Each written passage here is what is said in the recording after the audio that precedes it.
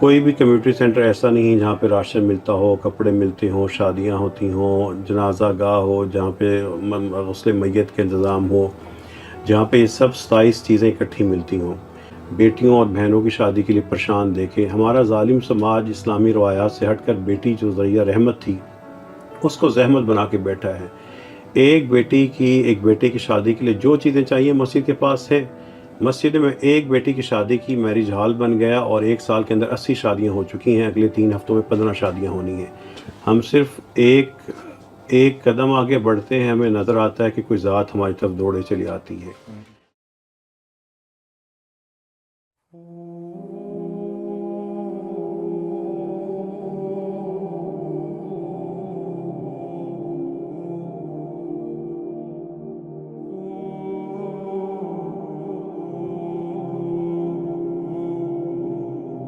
آج ہم لوگ ڈاکٹر عبید الرحمان صاحب کے پاس F8 اسلام آباد میں مسجد رحمت للعالمین میں آئے ہوئے ہیں۔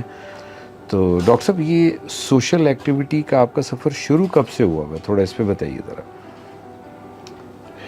اس مسجد سے جس دن اس مسجد کا ہم نے آغاز کیا تھا اس دن اس کا نام بڑا سوچ سمجھ کے رکھا تھا کہ رحمت للعالمین کی مسجد ہو صلی اللہ علیہ وسلم، اور نیت یہی تھی کہ معاشرے کے اندر جو معاملات ہیں ہم اس سے ہٹ کر اللہ کے رسول صلی اللہ علیہ وسلم کی مسجد کی طرح ایک ایسی مسجد بنائیں جو سب کے لیے رحمت کا پیغام ہو، جہاں سے رحمت تقسیم ہوتی ہو۔ پھر جب یہ نیت یہ تھی تو اس کے بعد اس مسجد کے اس سفر کے قدم کیسے بنے، یہ سفر کیسے ہوا۔ ہر قدم پہ جب بھی ہمارے پاس کوئی تکلیف میں مبتلا شخص آتا تھا اس کی تکلیف کو حل کرنے کے لیے ہم ایک کوشش کرتے تھے، اللہ تعالیٰ اس کوشش کو ایک نظام بناتے گئے۔ بھوکا شخص آیا، اس کے لیے کھانا دیا تو وہ مسجد دسترخوان بن گیا اور آج تک جاری ہے۔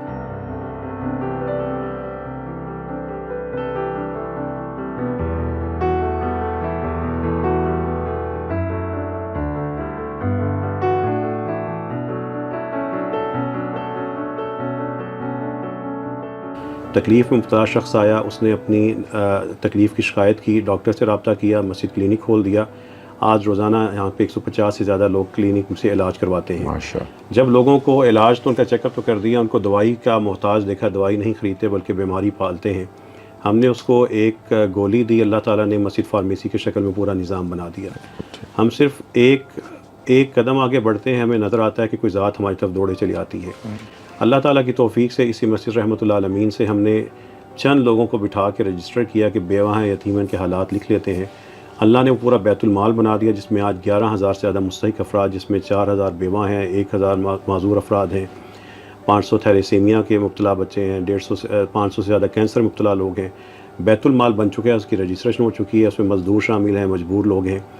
اسی طرح ہم نے چند کپڑے لوگوں کو دیے جن کو کپڑوں کی ضرورت تھی، اپنے گھروں سے لا کے مسجد کے باہر رکھ دیے، گارمنٹ سٹور بن گیا، اور آج الحمدللہ روزانہ یہاں سے 30 سے 40 خاندانوں کو پورے کا پورا کپڑا ملتا ہے، اور سال میں 2,000 سے زیادہ خاندان اپنی مرضی کا کپڑا لے کے جاتے ہیں۔ مسجد بوتیک ہے۔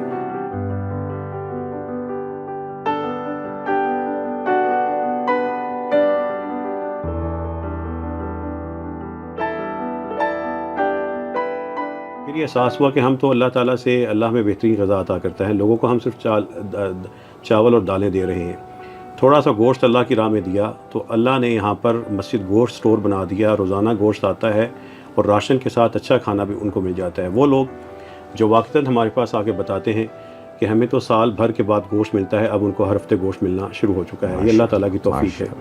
پھر یہاں پر مسجد میرج ہال ہے، مائیں آئیں، باپ دیکھے، بھائی دیکھے، معذور دیکھے، مجبور لوگ دیکھے، بیٹیوں اور بہنوں کی شادی کے لیے پریشان دیکھے ہمارا ظالم سماج اسلامی روایات سے ہٹ کر بیٹی جو ذریعہ رحمت تھی اس کو زحمت بنا کے بیٹھا ہے۔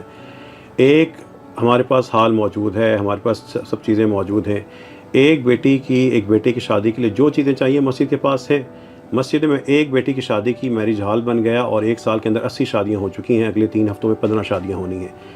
لوگ آئے، انہوں نے شکوہ کیا کہ ہماری بیٹیوں کو طلاق کا مسئلہ ہے، گھر اجڑ رہے ہیں، ان کی صلح کروانا شروع کی تو مسجد فیملی کونسل بن گئی۔ لوگ اپنی قانونی شکایات لے کے آئے، وکیلوں سے بات کی تو آگے بڑھے، انہوں نے مسجد لیگل ایڈ کونسل بنا دی۔ تڑپتے ہوئے میں نے معذور دیکھے، معذور لوگوں کو دیکھا کہ گھر میں پڑے رہتے ہیں، کوئی علاج نہیں کرتا، اللہ نے ایمبولینسیں بھیج دی، مسجد ایمبولینس بن گئی۔ مسجد میڈیکل کا اسی طرح موبائل میڈیکل کلینک بن گیا۔ مزدوروں کو دیکھا کہ یہ لوگ سڑکوں پہ بیٹھے ہیں، ان کے لیے کھانے پینے کا تھوڑا بہت ہم بندوبست کرتے ہیں، لیکن ان میں وہ دیکھے جن کو نماز نہیں آتی، جن کو سورہ اخلاص نہیں آتی، مسجدیں موجود ہیں تو ان کی حالت یوں ہے. مسجد کنٹینر ملا, وہ جگہ جگہ جاتا ہے, مزدوروں کو کھانا بھی کھلاتا ہے, علاج بھی کرتا ہے, ان کی دینی تربیت بھی کرتا ہے اور واپس آ جاتا ہے. ہم صرف سوچتے ہیں اور ایک قدم بڑھاتے ہیں, اللہ تعالیٰ اس کو نظام بنا دیتے ہیں. تو یہ میں نے آپ کو تفصیل سے اس لیے بتایا ہے کہ اس کے لیے فنڈز کی ضرورت نہیں ہے. فنڈز اللہ, یہ فنڈز کی ذمہ داری اللہ کی ہے. بالکل صحیح. چندوں کی فکر نہ کیجیے, بندوں کی کیجیے. آپ بندوں کی فکر کر لیں, اللہ تعالیٰ ان کو ان پھندوں سے آزاد کرتے جائیں گے. بالکل صحیح, بالکل صحیح. میرے والد کی شناخت ایک عربی زبان اور قرآن کریم کی تفہیم کے لیے ان کی کاوشیں تھیں. اچھا. پھر جس ماں نے ہمیں پالا, ہم کوئی بہت زیادہ امیر لوگ نہیں تھے, ایک مزدور قسم کے لوگ تھے. اس مسجد کی ایک پالیسی کہ ہم نے کسی سے رابطہ نہیں کرنا مدد کے لیے, ڈونیشن کے لیے, اپنا انٹروڈکشن نہیں کروانا. بالکل ٹھیک. کہیں ہمارا کوئی عمل ضائع نہ ہو جائے, کوئی پریزنٹیشن نہیں دینی, کوئی جلسہ ہم نہیں کرتے, کوئی تنظیم نہیں بناتے. لیکن اللہ والے خود یہاں پہ پہنچتے ہیں, ان کے قدم یہاں پہ آتے ہیں, وہ احساسات کے ساتھ آتے ہیں, دور دراز سے سفر کر کے آتے ہیں. خود آپ لوگوں کا یہاں پہ بیٹھنا اسی محبت کی ایک عکاسی ہے. میڈیا یہاں پہ خود آیا ہے, چل کے آئے ہیں, اور وہ بار بار آئے ہیں. اور مساجد کے ذریعے ہم اپنے اس دیس میں, جس میں مہنگائی ہے, جس میں بے بسی ہے, جس میں ستم ہے, جس میں ادارے غافل ہیں, اس میں ہم اذیت میں مبتلا لوگوں کو خود سنبھال لیں. اور مسجدیں سنبھال سکتی ہیں, اس لیے کہ مسجدیں سب سے بڑی حکومت ہے. امام سب سے بڑا حکمران ہے. یہ حکمران, ان کو تو اللہ نے جغرافیہ کا حکمران بنایا ہے, جبکہ جو مسلح پہ کھڑا ہونے والا امام ہے وہ دلوں کا حکمران ہوتا ہے. ہر جگہ پہ مسجدیں موجود ہیں. ہم اسی ماڈل کو ڈپلیکیٹ کاپی کرتے ہوئے پاکستان بھر کی چند بڑی مساجد بھی اگر یہ کام کر لیں تو پاکستان میں وہ تبدیلی آ جائے کہ ہمیں نعرہ نہ لگانا پڑے, لیکن ہمیں ریاست مدینہ سامنے نظر آئے. ہاں, جہاں جہاں پر کچھ لوگ ہمیں خود زمینیں دے رہے ہیں, مسجد رحمۃ اللہ علیہ کے نام چیزیں کر رہے ہیں, وہاں پہ ہم اس چیز کو کاپی کرنا شروع کریں گے, وہ مساجد بنائیں گے. اور اسی طرز پہ نہیں, بلکہ اگلا کام اس سے بہتر ہی کرنے کی کوشش کریں گے. تو آگے جو ہے ابھی کچھ مساجد میں کیا آلریڈی لوگ آ کے اس کو دیکھ کے کاپی کرنے کا سلسلہ شروع ہو چکا ہوا ہے؟ پچھلے 2 سال سے درجنوں علماء کرام, کمیٹیاں, مساجد کے مخیر حضرات, مساجد کو سنبھالنے والے, بیرون پاکستان میں رہ کر پاکستان کے لیے بہتری کا سوچنے والے خود آئے ہیں. دیکھا ہے, انہوں نے سوچا ہے, سسٹم کو سمجھنے کی کوشش کی ہے, طریقہ کار سمجھا ہے. تو ڈاکٹر صاحب, اس کاموں کو شروع کرنے کے لیے آپ نے مسجد کا ہی کیوں انتخاب کیا؟ ابھی تھوڑی دیر پہلے آپ نے ایک جگہ ذکر کیا تھا کمیونٹی سینٹر کا اور مسجد کا. جی. کمیونٹی سینٹر عام طور پہ خوشی یا غمی کے موقع پہ ملنے کی جگہ ہیں, کچھ سیلیبریشن کے لیے ہیں, کچھ نیشنل ڈیز کے موقع پر. کوئی بھی کمیونٹی سینٹر ایسا نہیں ہے جہاں پہ راشن ملتا ہو, کپڑے ملتے ہوں, شادیاں ہوتی ہوں, جنازہ گاہ ہو, جہاں پہ غسل میت کا انتظام ہو, جہاں پہ یہ سب 27 چیزیں اکٹھی ملتی ہوں. مسجد اس سے ایک بہت بڑی چیز ہے.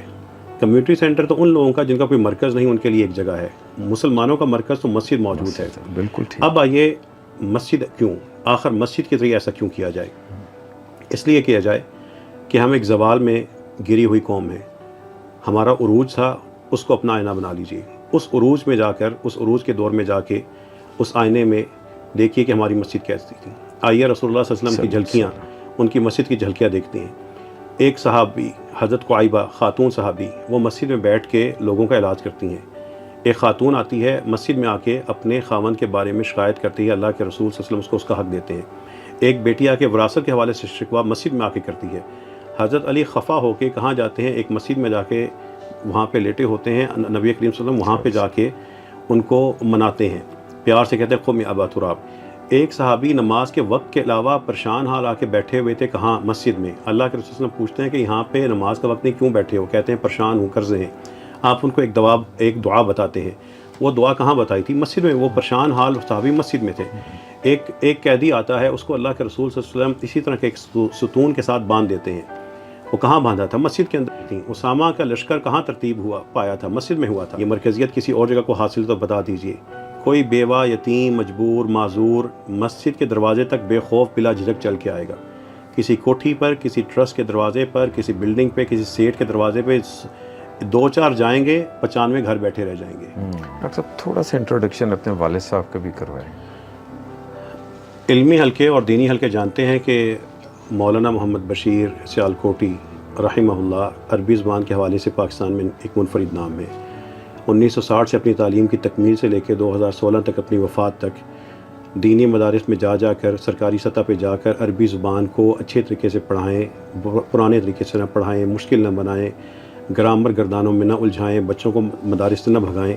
یہ ان کے نعرے ہوتے تھے, بلکہ اس عربی زبان کو قرآن کی آسانی کا ذریعہ بنائیں. یہ پیاری زبان ہے, خوبصورت ہے. رسول اللہ صلی اللہ علیہ وسلم جس زبان کو بولتے ہوں گے مشکل کیسے ہو سکتا ہے؟ وہ عربی کو ایک زندہ، خوبصورت، پیاری، آسان شکل میں رائج کرنے کے لیے کوشاں رہے، اسی لیے پیار سے لوگ ان کو بابا عربی بھی کہتے تھے۔ ڈاکٹر صاحب فیوچر پلانس کیا؟ جو لوگوں کے حالات ہیں اور لوگوں کو صرف بتانے کے لیے اس میں ایک مسجد لیب انشاءاللہ بہت جلد آنے والی ہے۔ ایک چھوٹا سا گاؤں بنانا ہے جس میں بیوہ اور یتیم کا ہو۔ میں یتیم خانہ بنانے کا اسرا قائل اس لیے نہیں کہ جو باپ سے بچھڑا ہے اس کو ماں سے نہ بچھاڑے، بالکل ٹھیک۔ بلکہ ماں کو بچوں کے ساتھ رکھتے ہوئے وہ ان کی تربیت بھی کریں، صفائی تربیت کریں، آپ ماں کی ٹریننگ کر دیں، ان کو چھت پوری فراہم کر دیں۔ یہ نہ ہو کہ ماں جگہ جگہ دھکے کھا رہی ہے اور بیٹا کسی کمرے میں بیٹھ کے پڑھ رہا ہے، اس ماں کا بھی احساس کریں، اس خاندان کو جدا نہ کریں۔ مسجد کے ذریعے ہر خیر کا کام کیا جا سکتا ہے، بالکل ٹھیک۔ لیکن یہ برکت، یہ پیارا ماحول، یہ عمدہ ماحول مسجد کے علاوہ کہیں اور ہے تو مجھے بتا دیجیے، یہ مرکزیت کسی اور جگہ کو حاصل تو بتا دیجیے۔ جزاک اللہ خیر ڈاکٹر صاحب، جزاک اللہ۔